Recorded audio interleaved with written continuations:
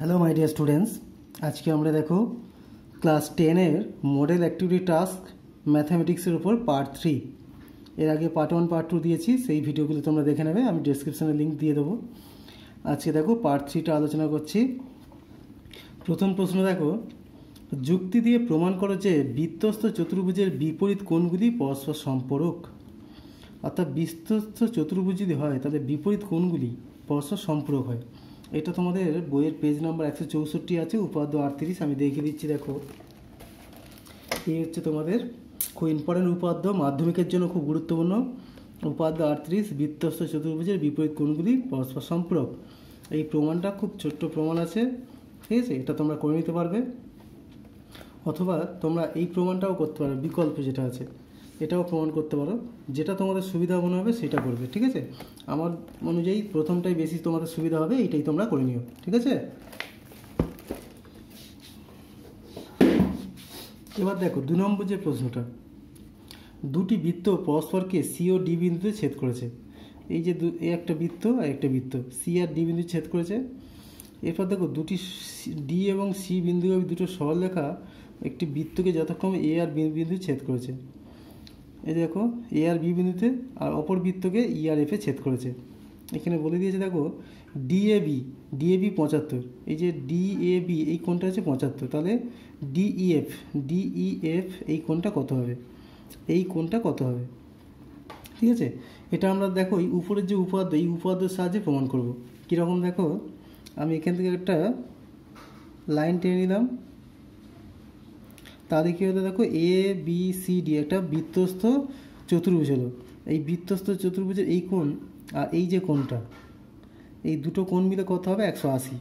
সুতরাং কোণ ডিসিবি এটা কত হবে 180 মাইনাস 75, তার মানে 105 ডিগ্রি, বুঝতে পারলো। অর্থাৎ এই কোণটা কত হলো 105 ডিগ্রি। আবার দেখো এটা একটা সরলরেখা, এই বিসিএফ এটা একটা সরলরেখা, তা সরলরেখা মানে এই টোটাল কোণটা কত 180। সুতরাং এই যে কোণটা, এই কোণটা কত হবে, অর্থাৎ কোণ ডিসিএফ, এই যে ডিসিএফ এই কোণটা কত হবে, তাহলে এই কোণটা হচ্ছে 180 মাইনাস 75, কারণ এটা টোটাল একটা সরল কোণ এটা। সুতরাং এটা হচ্ছে কত হচ্ছে এটা 180 মাইনাস 105 ডিগ্রি, কারণ এই কোণটা 105 তো, সুতরাং এটা হচ্ছে 75 ডিগ্রি দাঁড়াচ্ছে। এবার দেখো এই যে সিডিইএফ এই যে তোমার চতুর্ভুজটা, এটা এই বৃত্তের চতুর্ভুজ। সুতরাং এই যে বৃত্তটার যদি এটা চতুর্ভুজ হয়, তাহলে এই বৃত্তস্থ চতুর্ভুজের এই কোণটার এই কোণটা, অর্থাৎ বিপরীত দুটো কোণ, তাহলে এই দুটো কোণ মিলে কত হবে 180। সুতরাং এই কোণটা তাহলে কত হবে 180 মাইনাস এই কোণ, অতএব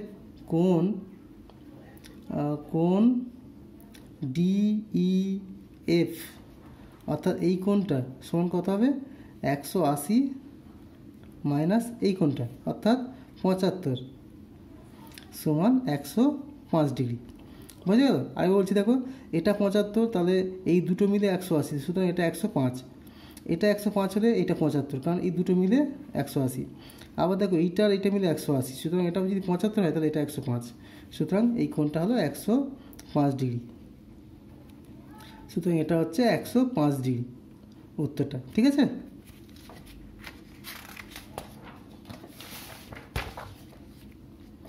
এবার দেখো 3 নম্বর যে অঙ্কটা আছে, একটি গোলকের ব্যাসার্ধের দৈর্ঘ্য 50% বৃদ্ধি করলে বক্রতলের ক্ষেত্রফল শতকরা কত বৃদ্ধি পাবে।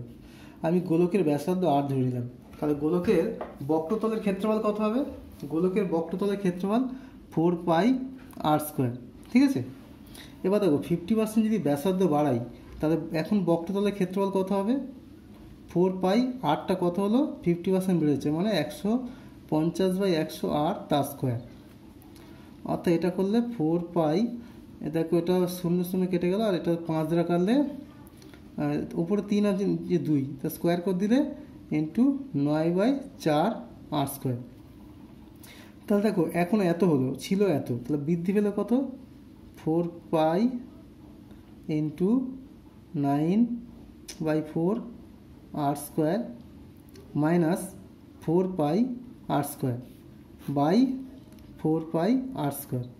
এটা বাড়লো, এবার 4πr² মধ্যে এত বেড়েছে, তাহলে একে কত বাড়লো, এত বাই এত, ইন্টু 100 করলে শতকরা। সুতরাং দেখো এখান থেকে আমি যদি 4πr² কমা নিই, তাহলে উপরে পড়ে থাকছে 9-4 মাইনাস এদিকে 1, আর নিচে 4πr² ইন্টু 100। এটা কেটে যাচ্ছে দেখো, আর এটা থেকে এটা বিয়োগ করলে 4 এখানে যাচ্ছে, মানে এটা হচ্ছে 5-4 ইন্টু 100। এটা কেটে দিলে 25 সমান 125%। সুতরাং শতকরা বৃদ্ধি 125% হচ্ছে বেড়ে যাচ্ছে, শতকরা 125। এরপর দেখো 4 নম্বর প্রশ্ন, একটি অর্ধগোলাকৃতি গম্বুজের ভূমিতলের ব্যাসের দৈর্ঘ্য 42 ডেসিমি। গম্বুজটি উপরিতল রং করতে প্রতি বর্গমিটার 35 টাকা হিসেবে কত খরচ পড়বে তা নির্ণয় করো। এই হচ্ছে একটা অর্ধগোলাকৃতি গম্বুজ, অর্ধগোলাকৃতি। আমি ব্যাস দেওয়া আছে 42 ডেসিমি, এটাকে মিটার করে নিলাম। কেন না, যেহেতু প্রতি বর্গমিটারে 35 টাকা বলেছে, সেই জন্য এটাকে 10 দ্বারা ভাগ করলে এটা 4.2 মিটার হলো। তাহলে ব্যাসার্ধ কত হবে, অর্ধেক, মানে 2.1 মিটার।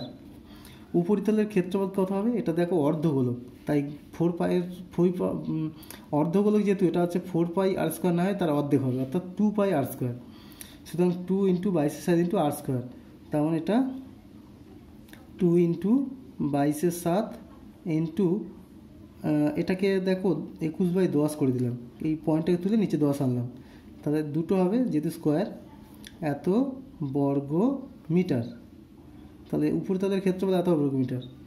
এখন দেখো প্রতি বর্গ মিটারে 35 টাকা খরচা প্রতি বর্গ মিটার, তাহলে মোট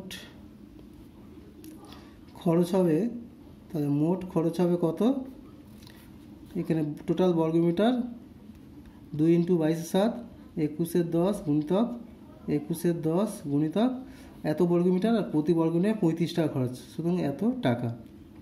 এবার এটাকে হিসাব করো, এটা 5 এটা গেল 2 কেটে গেল। এখন দেখো 21 আর 22 এটাকে গুণ করো, এটা গুণ করলে দেখো 9702 আর নিচে 10, সুতরাং এত টাকা। এই 10টাকে ভাগ করে দিলে 970.2 টাকা, সুতরাং 970.2 টাকা খরচা হবে।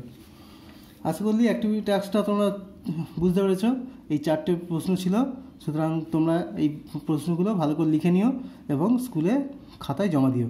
তোমরা দেখো স্কুল থেকে যে খাতা দিয়েছে সেই খাতায় প্রথমে নাম, রোল নাম্বার, সেকশন লিখবে, ঠিক আছে? নাম, রোল নাম্বার, সেকশন এগুলো লিখে তারপরে পরের পাতা থেকে প্রতিটা অ্যাক্টিভিটি টাস্ক অর্থাৎ বাংলা, ইংরেজি, অঙ্ক, ইতিহাস, ভূগোল পরপর তোমরা করে যাবে, ঠিক আছে? এইভাবে জমা দেবে।